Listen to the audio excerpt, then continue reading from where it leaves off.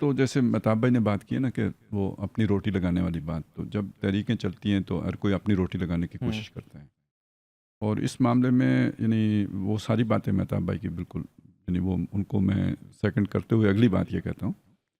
کہ مجھے یہ محسوس ہوا ہے کہ یہاں مطلب وہ والی روٹی لگانے کی بھی کوشش کی گئی ہے جو تعلق کو کمزور کرنے والی روٹی،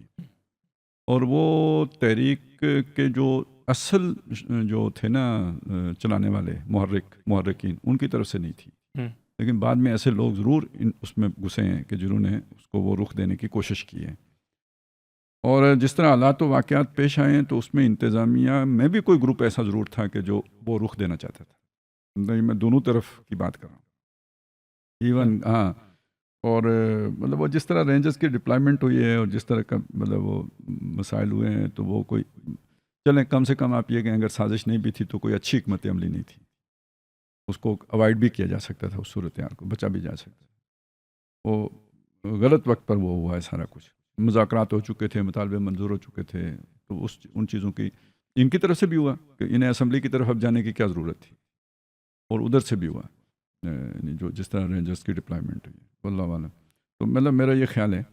کہ گیم اس سے بڑی ہے، اچھا یہ جو وہ جو خراب کرنے والے لوگوں کی ہے ان کی گیم اس سے بڑی ہے، اور وہ اسی طرح کی کوئی ہے، کیونکہ جس طرح ادھر پنجاب میں کرتارپورہ ایک مقام ہے، تو ادھر بھی وہ جو شاردا میں ایک وہ کوئی مندر ہے، تو اس کی بھی کوئی ایکسیس کی باتیں کچھ چل رہی ہیں، اور پچھلی گورنمنٹ نے شاید کچھ وہ کر بھی دیا تھا، اقدامات بھی کیے تھے، تو یہ جو نئی گورنمنٹ بھی ہے یہ بھی پچھلی گورنمنٹ کا ہی جو ہے نیا ورژن ہے، یہ افراد وہی ہیں، جی جی، صرف یہ ہے کہ وہ بینر بدلا ہے، تو وہ چیزیں ابھی بھی چل رہی ہوں، ہمیں کچھ پتہ نہیں، جیسے مطالبے مان کے بھی پورے نہیں کیے جا رہے ہیں، امپلیمنٹیشن نہیں ہو رہی، تو یعنی کچھ نہ کچھ تو ہے نا جو گڑبڑ چل رہی ہے، تو یہ تو پہلو ساتھ ساتھ ہے کہ وہ جو لوگ خراب کرنے والے ہیں۔ ایک چیز اور بھی ہے اسی خراب کرنے میں، وہ نادانی میں بھی ہو سکتی ہے، بیوقوفی میں بھی ہو سکتی ہے، کہ اب وہ جو ہے نا ایک ریئیکشن پاکستان کے خاص طور پہ جو آزاد کشمیر سے ملحق علاقے ہیں ان میں پایا جاتا ہے کہ جی وہ پاکستان مخالف تحریک تھی گویا یہ، تو اب وہ غصہ کس پہ نکالا جاتا ہے؟ پبلک ٹرانسپورٹ پہ، وہ جس طرح کہ وہ کوئی پاکستان زندہ باد اور یہ نعرے لکھنے کا عمل، اور یہ وہ بظاہر ایک وہ غیر نقصان دہ غیر مضر سا عمل ہے، لیکن ریئیکشن تو پیدا کرتے ہیں، ٹھیک ہے نا؟ تو یہ چیزیں یعنی آگے بڑھ رہی ہیں، وہ ختم نہیں ہوئی۔ اچھا اس کا یہ تعلق بھی ہے کہ وہ آٹے کا جو مسئلہ تھا نا، بیسیکلی کیا تھا؟ آٹا سمگل ہوتا تھا، جو جس وجہ سے بات شروع ہوئی ہے، بنیادی بات یہ کہ لوگوں کو جو اس ریٹ پہ آٹا نہیں مل رہا تھا، یعنی آٹے کی سپلائی کم تھی، اور سپلائی کم اس لیے نہیں تھی کہ حکومت پاکستان دے نہیں رہی تھی، سپلائی کم اس لیے تھی کہ وہ لیک ہو رہا تھا، اور لیک ہو کے کدھر جاتا تھا؟ انڈیا میں تو نہیں جاتا تھا نا، پاکستانی کی طرف واپس آتا،